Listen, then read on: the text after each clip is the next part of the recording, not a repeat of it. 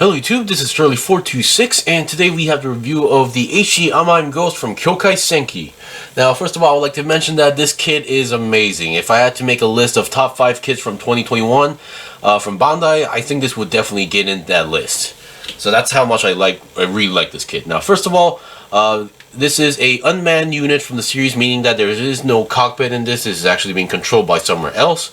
And this is a very aggressive unit. So the name Ghost is actually kind of like a nickname that was given to this thing because of its jamming senses that you can't really find out where it is. It's really hard to track him down, and and this thing is basically, he's not affiliated with any country or anything. If he just roams around, finds like something, and decides to just destroy it as soon as possible. So a very roguelike unit, if you ask me.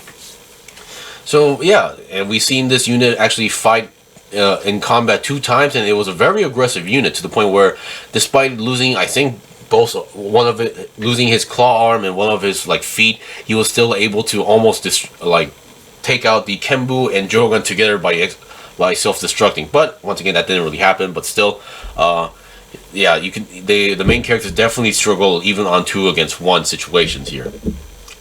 Alright, so now let's get on to the review right away. So, let me just get off the rotating stand.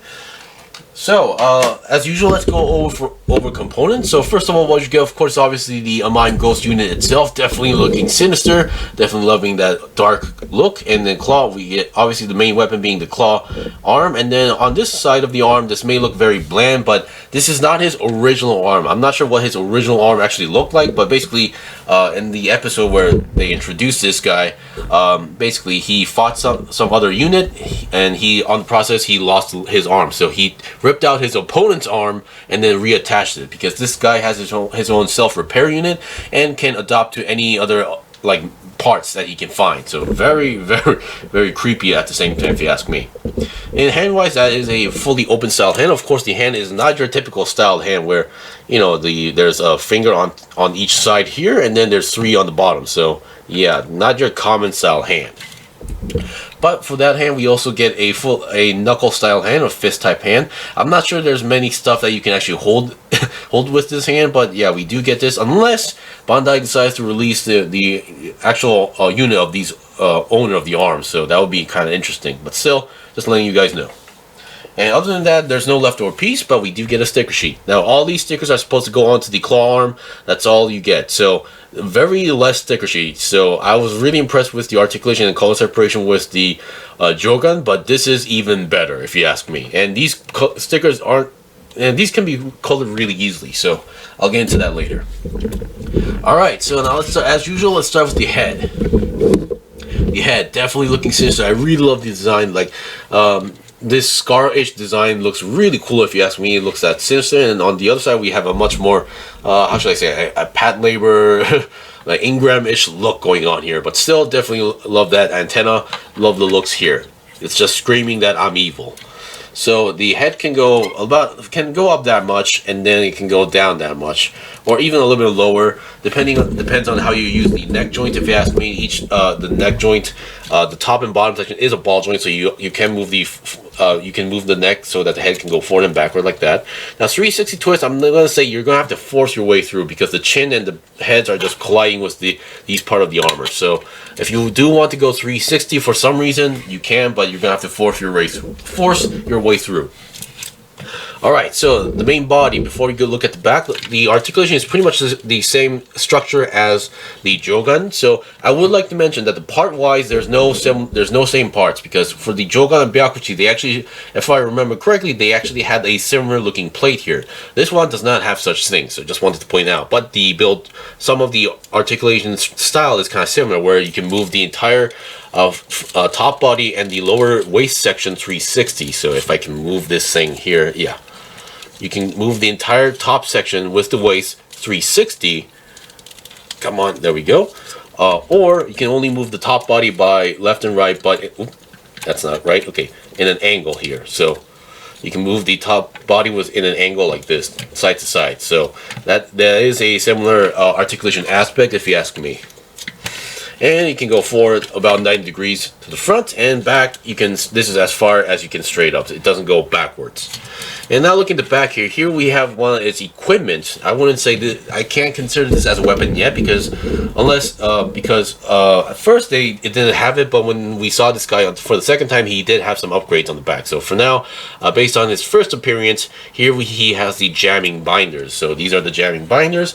His upgraded form, when we saw him for the second time, he had these arms popping out from the back. I'm not sure these are supposed to be inside here, but still, and then. So that's just a thing, and then he was able to like pull out some wires to control other units. So once again, I'm not sure if he had that weapon at this point, but still pretty interesting weapons, equipment, and then you can move these equipment side to side like that.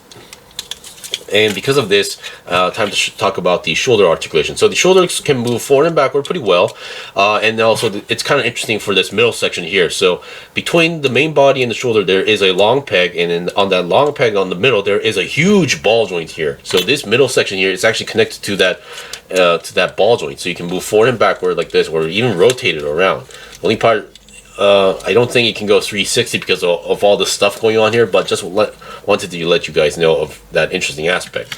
Now arm wise, since each arm is kind of different, let's look at this smaller, simple looking one here. So once again, you can go 360 on that, and then you can move to the side a lot more than 90 degrees. So that's actually a pretty good articulation here.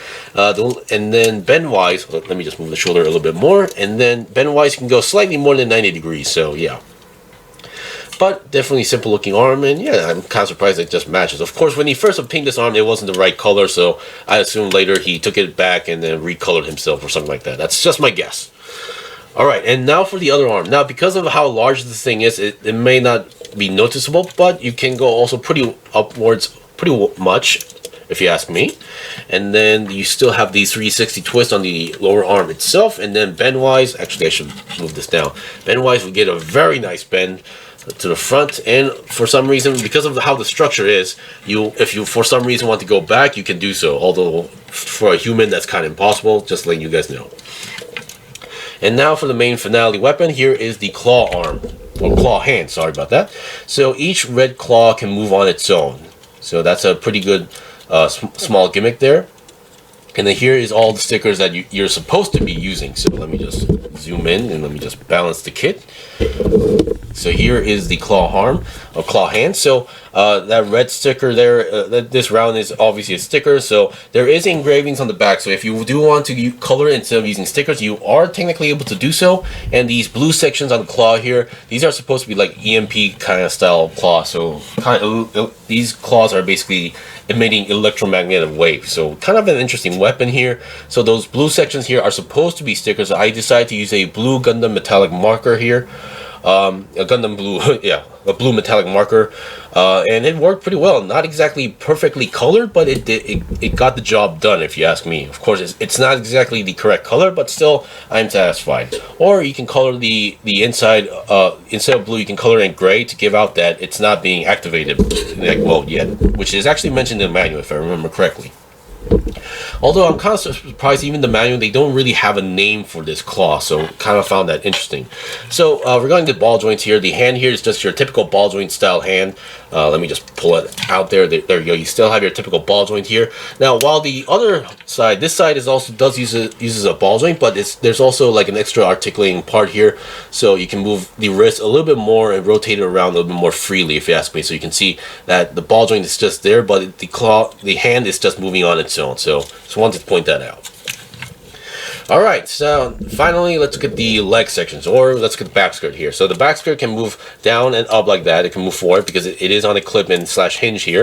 Oops. Now I would like to mention that this thing does not rotate because it's on a clipping mechanism, so make sure you don't force you don't accidentally try to twist it and break it. So once again, let's just put it out there right now for now, because it doesn't really get in the way of the leg articulation. So the leg articulation here, so the legs can move to the side 90 degrees, and then we have a nice side swivel going on here, very nice side swivel, and the legs can go forward very well and then backwards very well. Now I do show this, but even with the back skirt on, if I can get it on here, so yeah, let me just give me a quick few seconds.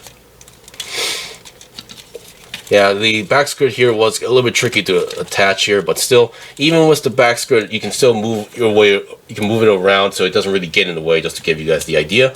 So it has a ton of articulation on the side. So the way how the leg moves is kind of similar to Byakuchi. So you have to understand what part moves which way. So here we hit between the top and lower leg. So here we have this middle piece here. This middle piece can go to the back that much, and then the lower leg can't go backwards, but can go fold forwards like that. So that's the way how it works. So make sure, at first it might be a little bit confusing.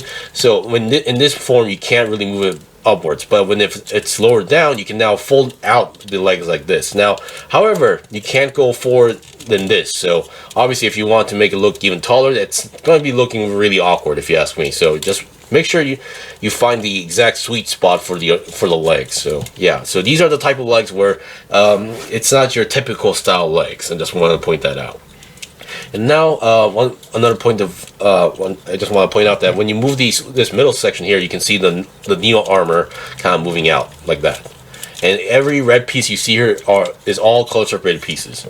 Now the feet here kind of works like the Byakuchi, but moves a little more easily, if you ask me, because the Byakuchis were just too stiff for my taste.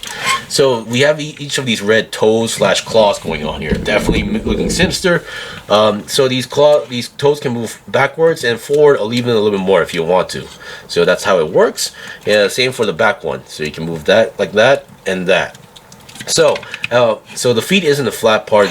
There are parts that touch the ground, but you also make sure that your toes are touching the pointing edge, or touching the ground as well. So, and regarding the feet, let me just zoom out a little bit more. So you do have a little bit of rotation here, left to right. I want to say this is meant to go 360, if you ask me, if this camera would really focus properly. So I think if you force it, you might be able to do so, but it's not really meant to. So I highly recommend you don't. And then we have this flap that can slightly open upwards if you want to do so. And then we do have a nice pivot point here, so to make sure that the feet can pretty much, walk on all grounds, if you ask me. So the back section doesn't have that, so just make sure that you don't mess up. Alright, so we've seen the feet, and yeah, because of that extra pivot point, you can pretty much make this stand without any problems. So despite how big it is, you have zero balance issues. Alright, so now we've seen all the basics of the kit. So, and since this thing doesn't have any weapons, there's only one thing left to show you guys, which is a basic demonstration with the posing here. So I'll be right back. Okay, I almost forgot to mention one thing, is the size of this thing. So yesterday I was able to review the jogan. So this should be pretty much around the same standard size with the Byakuchi, Kenbu and such. So you can see the AMAIM Ghost is much taller than the typical jogan or the typical AMAIM kits that we see here from the series. So definitely much bigger, and so I would say even slightly bulkier if you ask me, depending on how you look at it. So, but for those who don't have any other Kyokai Senki kits, here is comparison with a typical size 1:144 scale HGUC kit. So this is the HGUC Gym Sniper 2. You can definitely tell that it's a much taller kit and even bulkier. So, but I would like to mention that this is a different scale. This is a 1:144 scale, 1:72 scale. So I want to make sure that nobody gets the wrong idea. But still, yeah. Definitely looking bigger, and yeah, for an HG kit, I would say this is a big, huge win. Alright, so we've seen that, so I'll be right back with the demonstration, and we'll end it right there. Okay, I'm back. So here we have the demonstration of a single pose. Now, I would like to mention that because of the moving top body moving in an angle, really gives out that dynamic look going on here. So really loving that. And with the jamming binders actually open, definitely looks like kind of like extra thrusters, but and at the same time also wings. So the more I look at it, and because of how the toes are designed, it kind of gives out that slight insect kind of look, or biological look. So also kind of an interesting style, if you ask me.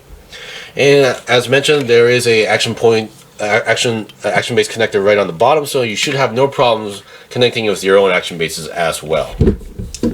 Anyway, and that's pretty much it for the review. So this was the review of the HG AMAIM Ghost. I would highly, this is one really fun kit to build out because the color separation is amazing. It has a unique design, and yeah, it's just, and I really love the size of it, and the looks just scream sinister. So if you're a big fan of like enemy mechs or evil looking mechs, this is definitely your guy. Anyway, thank you for watching the review. This was the review of the HG AMAIM Ghost. If you guys got any questions or requests, leave a comment below. I still have more stuff to buy and build and make reviews out, so please stay tuned. Until then, see you guys next time.